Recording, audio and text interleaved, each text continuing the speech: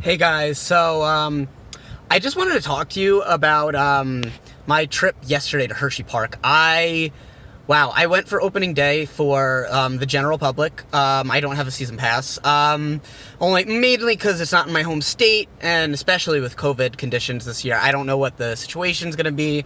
So I didn't want to get the season pass, but so I had to wait till the 3rd.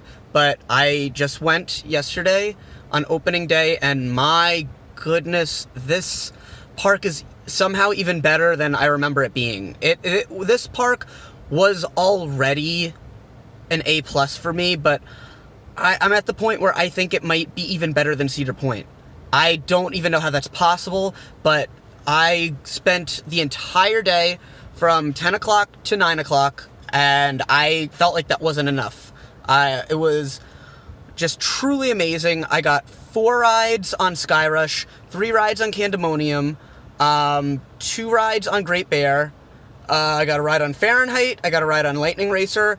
I got a ride on Comet. I got a ride on Trailblazer, and I even got a new credit besides Candemonium. I got my other new credit, Laugh Track, which I had never been on before, so that was pretty cool.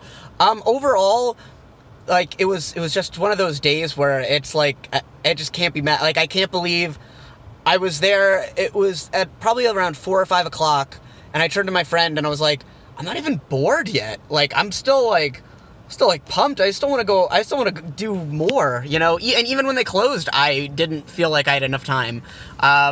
Usually, you know, any other park, I spend 6 or 7 hours there. I'm like, that was probably enough, you know. I'm starting to feel like I'm ready to go home, but man, I just wanted to keep going, and it was amazing. So one of the minor complaints I had was, I'm obviously nothing to do with Hershey Park, but the weather did get in the way around 7 o'clock. There were thunderstorms in the vicinity, so they had to close down the rides. We were online for Lightning Racer. We were literally the next people to get on the train, and then they gave the announcement, Lightning Racer will be closed due to thunderstorms. Like, ugh. I mean, I had already gotten a ride on Lightning Racer earlier in the day, and it's only Lightning Racer, so, I mean, I wasn't too upset about it, but it was just kind of like, it was just the fact that we were right there, we were the next to go on, which was kind of a bummer. Also a bit of an omen for things to come later. So we ended up going over to Skyrush, because we were like, okay, well, by the time the storms clear up, there's probably only going to be time for, you know, one more ride, maybe 2, but, like, we're like, all right, it's time to head over to Skyrush for, you know, to finish up the night. So I had already gotten 3 rides on Skyrush at this point. So I was okay. Like, if that had to be the end of the day, obviously I wanted to get my night rides on it, but if that had to be the end of the day, I guess I was okay with it. But, so we waited, then right around 8:15, they opened it up again. I'm like, all right, that's awesome, let's go. And I got another ride on it. I got my 4th ride.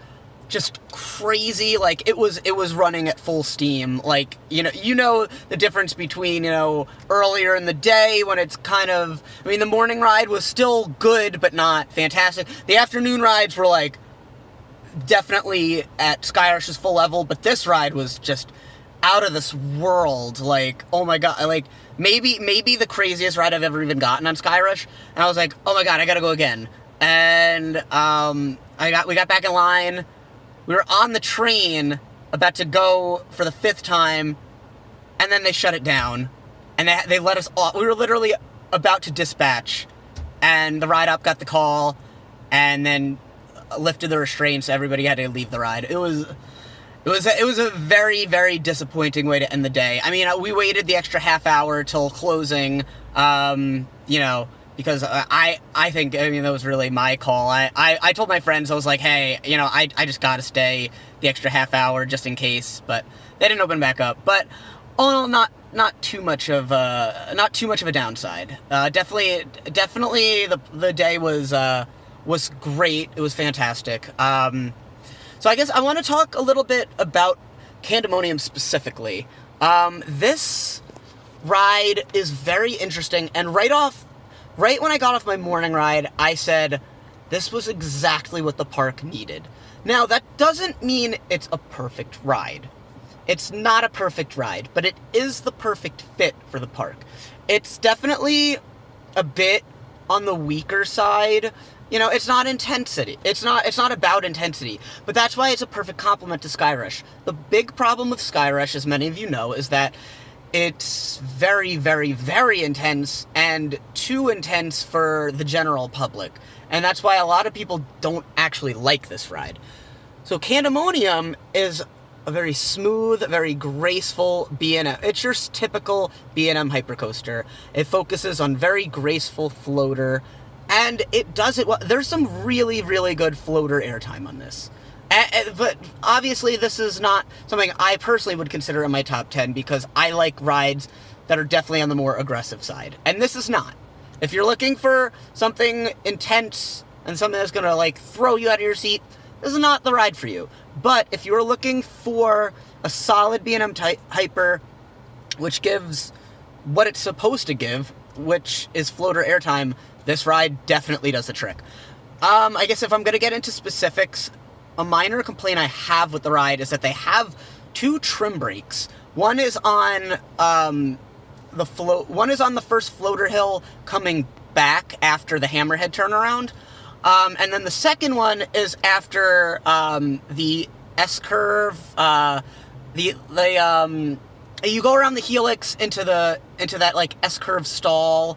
I don't know what it's called exactly, but right after that it goes into another airtime hill, but there's a trim on that also.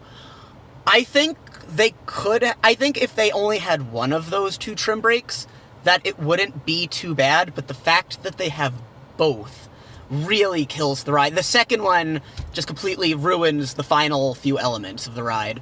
I would, like, if I had a vote, I would say keep the first one, because the first one is on a floater hill, which is followed by a speed hill, so the speed hill kind of makes up for the lost airtime on the floater hill, so it doesn't ruin the pacing too much. But the second trim definitely kills the final, the final portion of the ride, which is, that kind of sucks. So I would hope that they would just get rid of that second trim brake. I really don't think they need it, because the ride isn't really hauling too much at that point anyway, because they already killed a lot of the speed in the first trim.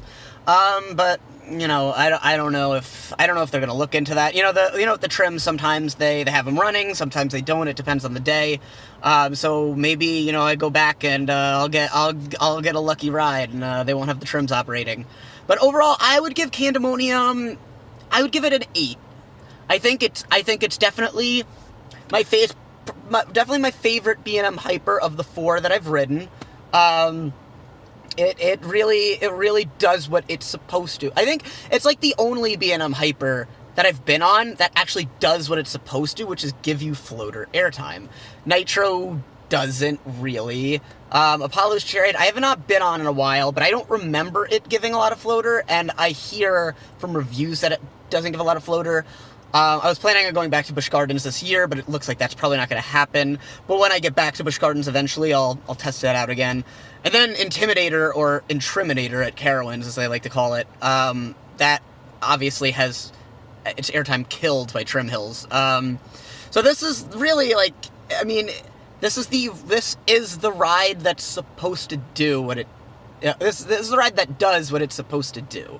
So that's why it's my favorite B&M hyper thus far. I am going to be riding Diamondback in a few weeks, so fingers crossed. Who knows? Maybe it could give Candemonium a run for its money.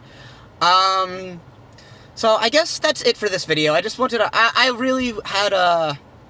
I could not stop thinking about my trip yesterday. In the car ride home, I couldn't stop thinking about it. I woke up, I was still thinking about it today.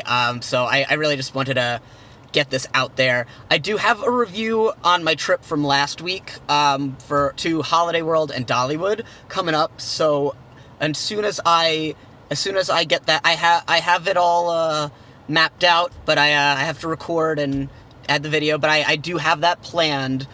So look for a Holiday World and Dollywood review coming up soon.